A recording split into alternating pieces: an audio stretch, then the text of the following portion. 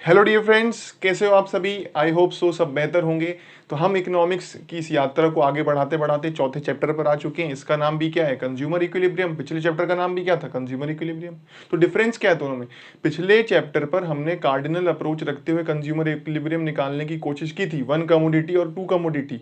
Cardinal approach का मतलब क्या होता था? रिवाइज करें कि हम ये मानते थे कि यूटिलिटी को नंबर्स में मेजर किया जा सकता है और यूटिलिटी की यूनिट होती थी यूटिल्स। पर इस चैप्टर में हम ये मानेंगे कि यूटिलिटी को नंबर्स में मेजर नहीं किया जा सकता, उसे बस हम रैंक कर सकते हैं। और यहाँ पर हम इनडिफरेंस कर्व की मदद से, जी हाँ, इनडिफरेंस कर्व की मदद से हम कंज्यूमर इक्विलिब्रियम तक पहुंचेंगे। तो सबसे पहले हम ये चैप्टर शुरू करने से पहले इनडिफरेंस सेट पर आएंगे। इनडिफरेंस कर्व पर आने से पहले क्या पढ़ेंगे हम? Indifference set. इनडिफरेंस सेट क्या होता है? तो आइए शुरू करते हैं। Indifference set is a set of those combination which offers the consumer same level of satisfaction, जो सेम लेवल ऑफ सेटिस्फेक्शन देता है। सबसे मेन बात यह है नोट करने की यहां पर कि कॉम्बिनेशन कैसा है। Those combination of two goods, दो गुड्स का कॉम्बिनेशन है पहली चीज, पर वैसा कॉम्बिनेशन है जो कंज्यूमर को देता है सेम लेवल ऑफ सेटिस्फेक्शन। सबसे इंपॉर्टेंट लाइन जो याद करने वाली है, अगर आपने आंसर के अंदर इंडिफरेंस सेट पूछा है, अगर ये इतना पार्ट भी आपने लिख दिया है तो आपको मेजोरिटी के मार्क्स लगभग पूरे मार्क्स मिल जाएंगे। पर हम तो पूरा ही लिखेंगे कि दो गुड्स के वो कॉम्बिनेशन बताता है इंडिफरेंस सेट जिसमें इक्वल लेवल ऑफ सेटिस्फेक्शन मिलता है। तो ये क्या बात कर रहे हैं अभी हम देखते हैं। देखिए यहाँ पर एक इंडिफरेंस सेट ही बना हुआ है ऊपर, डिफरेंट कॉम्बिनेशन ऑफ एप्पल और ऑरेंजेस हमने एग्जांपल लिया है। यहाँ पर देखिए कॉम्बिनेशन ए, यहाँ पर 10 ऑरेंजेस हैं और एक एप्पल है, मान लीजिए। तो इन दोनों से जो मिलने वाला सेटिस्फेक्शन है, ये मान लेते हैं कि कॉम्बिनेशन बी में भी सेम लेवल ऑफ सेटिस्फेक्शन मिलता है। यहाँ पर नंबर ऑफ एप्पल्स 2 है, नंबर ऑफ ऑरेंजेस 7 है।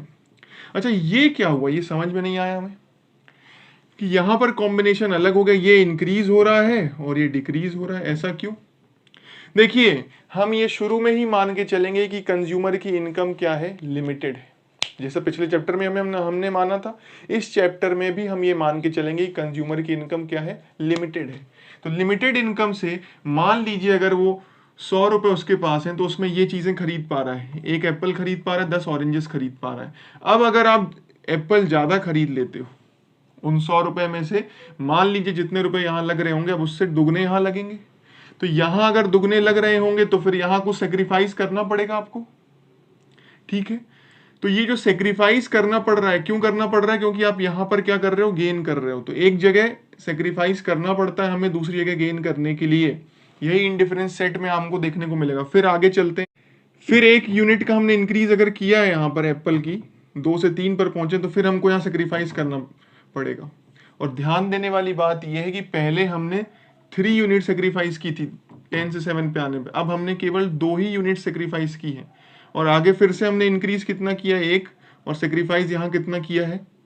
यहाँ 1 यूनिट का सेक्रीफाइस किया है। तो देखिए, ये जो सेक्रीफाइस हम करते हैं अपने कॉम्बिनेशन में यहाँ पहुंचने में, इसी को कहा जाता है MRS, marginal rate of substitution, की जो हमको सेक्रीफाइस करना पड़ रहा है। और ये सिद्धांत है क्योंकि इनकम क्या है?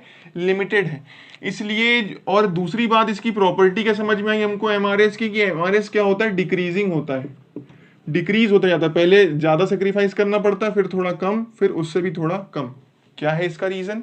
इसका रीजन अगर गहराई से हम समझें तो ये है कि शुरू में आपके पास इसके ज्यादा क्वांटिटी रहती है ऑरेंज की, तो आपको एप्पल की आपके पास कम क्वांटिटी, तो आप एप्पल को बढ़ाने के लिए ज्यादा सेक्रीफाइस करने को भी इच्छुक हो, क्योंकि ऑरेंजेस, जो चीज आपके पास ज्यादा क्वांटिटी में होती है ना, वो आपको कहीं ना कहीं कम सेटिस्फेक्शन देती है।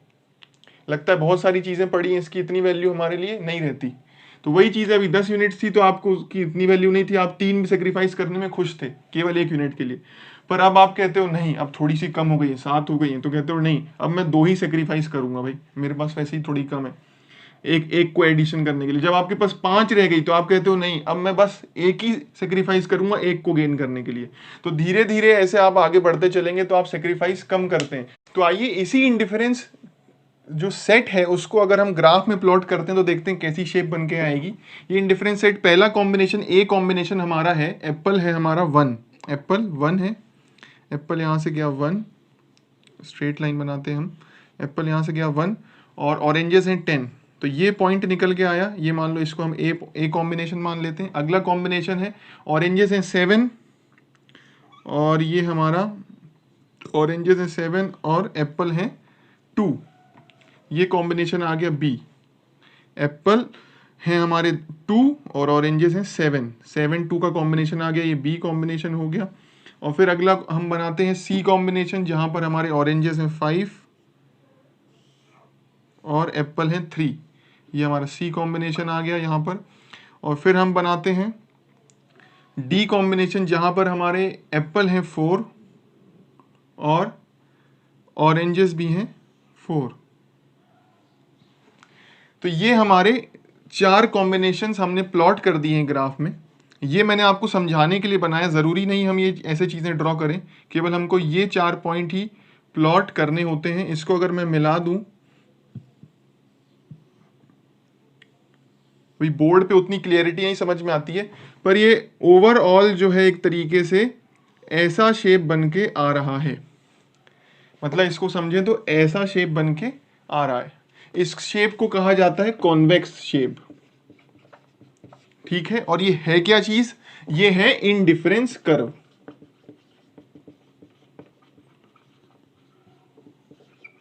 इनडिफरेंस कर्व क्या होता है या इनडिफरेंस सेट क्या होता है? इनडिफरेंस का मतलब ही क्या होता है? जहां पर कंज्यूमर के दिमाग में कोई भी डिफरेंस ना हो। Indifference, it is just opposite of difference, जहां कोई अंतर नहीं है उसके मन में। कि आप 2 गुड्स के कॉम्बिनेशंस ले रहे हो, कई सारे कॉम्बिनेशन ले रहे हो, सारे ही कॉम्बिनेशन आपको सेम लेवल ऑफ सेटिस्फेक्शन देते हैं। 2 गुड्स के कई सारे कॉम्बिनेशन है, जैसे ए बी सी डी, यहां पर उदाहरण के लिए 4 है, हो सकता है 8 भी कॉम्बिनेशन हो।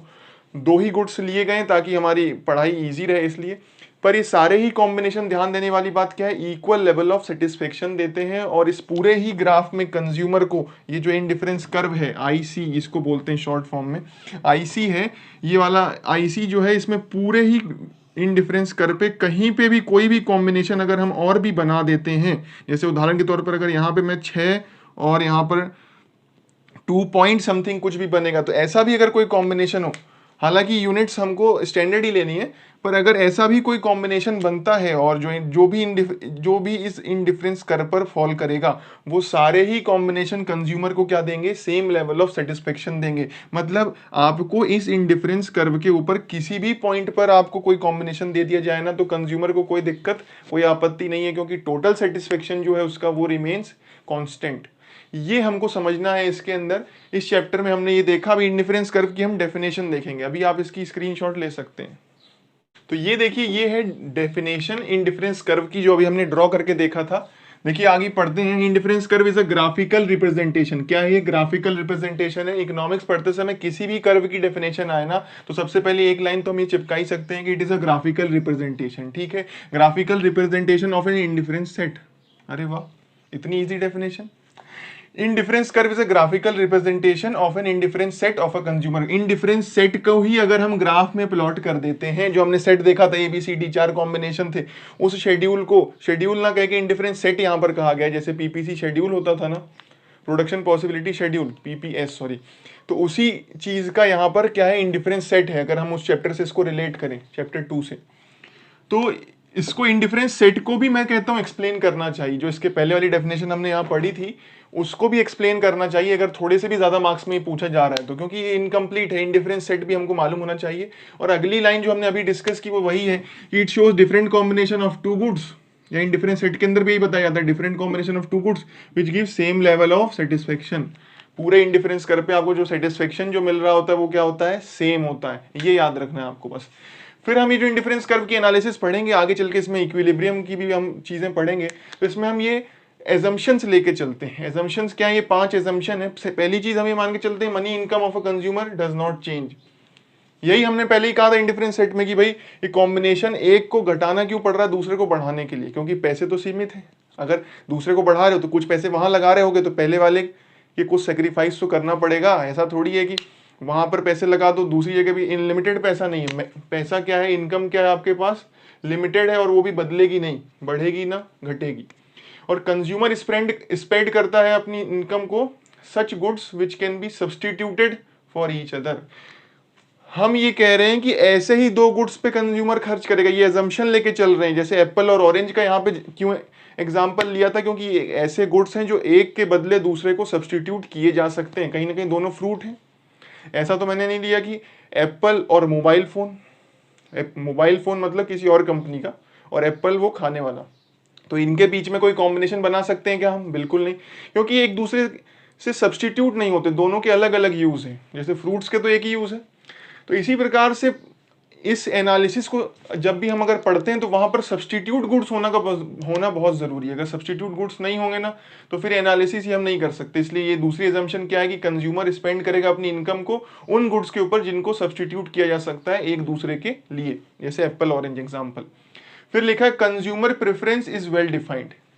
ये पॉइंट हालांकि दिखने में तो बड़ा इजी लग रहा है, पर इसको समझना हमें पड़ेगा। कंज्यूमर की जो प्रेफरेंस है वो लिखा है इज वेल डिफाइंड। कंज्यूमर अपनी प्रेफरेंस को वेल डिफाइंड करके रखता है। इसका मतलब वही चीज जो मैं यहां पर कह रहा था आपसे कि पहले जो एमआरएस की बात मैं कर रहा था यहां पर, कि कंज्यूमर की जो प्रेफरेंस है वो वेल डिफाइंड है, और वो इस प्रकार से काम करती है कि शुरू में तो वो ज्यादा सेक्रीफाइस करता है जो चीज उसके पास ज्यादा होती है उसको, केवल एक यूनिट लेने के लिए, और बाद में वो फिर सेक्रीफाइस कम करता है और फिर और कम करता है, और लास्ट में आते आते वो सेक्रीफाइस करना बंद कर देगा। मतलब वो ये मान के चलेंगे कि एमआरएस डिक्रीज होता चलेगा। कंज्यूमर शुरू में ज्यादा सेक्रीफाइस करना चाहेगा, धीरे धीरे कम करना चाहेगा। ये कंज्यूमर की जो प्रेफरेंस है ये वेल डिफाइंड ऐसे ही होनी चाहिए।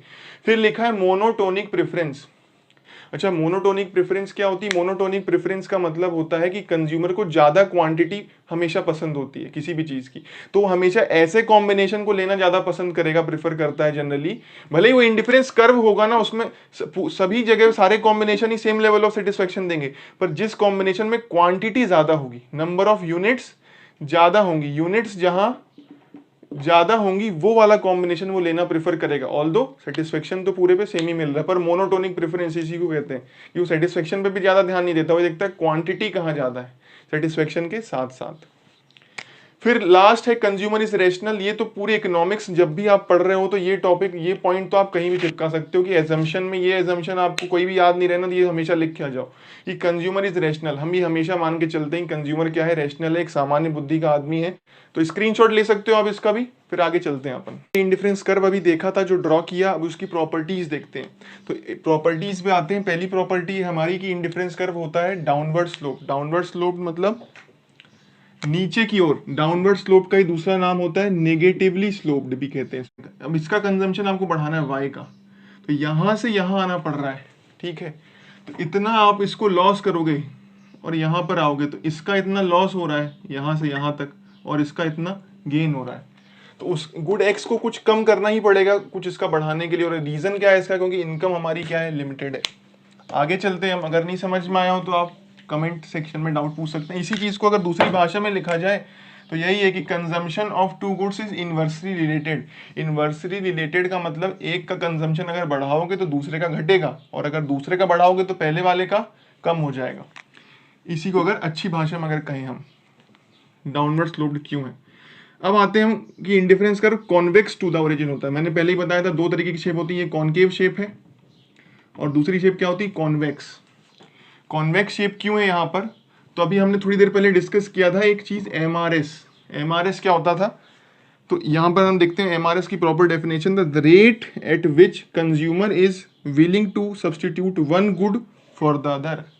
वो रेट जिस पे कंज्यूमर सेक्रीफाइस करना चाहता है या करने को तैयार है, विलिंग है to substitute one good for the other. एक गुड को दूसरे गुड के लिए सेक्रीफाइस करने को जिस रेट पे तैयार है उसी को क्या कहते हैं, मार्जिनल रेट ऑफ सब्सटीट्यूशन। जैसे यहाँ पर वो टेबल मैंने ड्रॉ की थी, यहाँ फिर से उसका शॉर्ट फॉर्म दिखा देता हूँ कि पहले वो सेक्रीफाइस कितना कर रहा था, 3 यूनिट सेक्रीफाइस कर रहा था यहाँ पर गेन करने के लिए। यहाँ मान लीजिए ऑरेंज का गेन करने के लिए एप्पल के सेक्रीफाइस कितना कर रहा, 3 यूनिट्स केवल एक को गेन करने के। फिर उसने 2 यूनिट सेक्रीफाइस की मात्र एक को ही गेन करने के लिए। फिर उसने केवल और केवल 1 यूनिट सेक्रीफाइस की एक गेन करने के लिए। उसने कहा मैं ज्यादा सेक्रीफाइस अब नहीं करने को तैयार हूं। मतलब इसी को कहते हैं जो सेक्रीफाइस आप कर रहे हो, सेक्रीफाइस की जो रेट है इसी को कहते हैं एमआरएस। और ये एमआरएस क्या होता है, डिक्रीज होता जाता है। पहले 3 से डिक्रीज हुआ, अब 2 से डिक्रीज हुआ, अब 1 से डिक्रीज हो रहा है। तो ये प्रॉपर्टी जो एमआरएस की है जो डिक्रीज होती जा रही है, इसी कारण से इंडिफरेंस कर्व हमारा कैसा होता है, कॉन्वेक्स टू द ओरिजिन होता है, या मैं कहूँ किसी भी कर्व का आपको स्लोप निकालना हो तो सिंपल सा फॉर्मूला होता है लॉस अपॉन गेन। तो ये इंडिफरेंस कर्व है, ये पॉइंट है ए, यहाँ पर मान लीजिए ये आपका कुछ भी मान लेते हैं, यहाँ पे 10 यूनिट्स हैं इसकी और इसकी एक ही यूनिट है। अब आप इस पॉइंट पर पहुंचे, मतलब आपने यहाँ पर इसकी 2 यूनिट्स कर दी और इसकी सेक्रीफाइस करके आप मान लीजिए 4 यूनिट, इसकी मान लीजिए आपने 4 यूनिट कर दी इसकी, या आप 6 ले लेते हैं, चलिए ठीक है। अब इसने आपने इतना आपको लॉस करना पड़ेगा, ये लॉस है आपका, ये इधर, ये अगर आप समझें इसको, इतना लॉस है आपको इतना गेन करने के लिए, इसकी 1 यूनिट बढ़ाने के लिए आपको इतना लॉस करना पड़ा।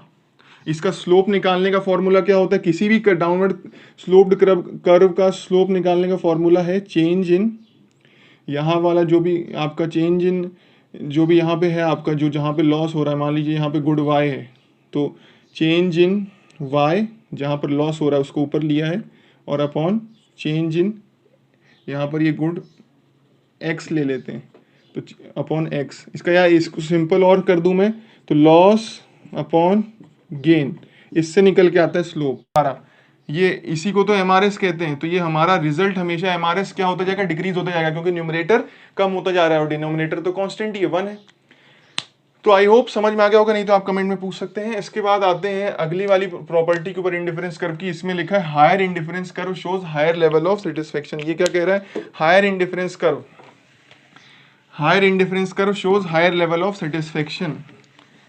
जैसे यहाँ पर मैं एक ग्राफ बना के दिखाता हूँ आपको, ठीक है। ये पॉइंट ऑफ ओरिजिन, ये वाई एक्सिस, ये एक्स एक्सिस, यहाँ गुड वाई ले लेते हैं और यहाँ पर गुड एक्स ले लेते हैं, ठीक है।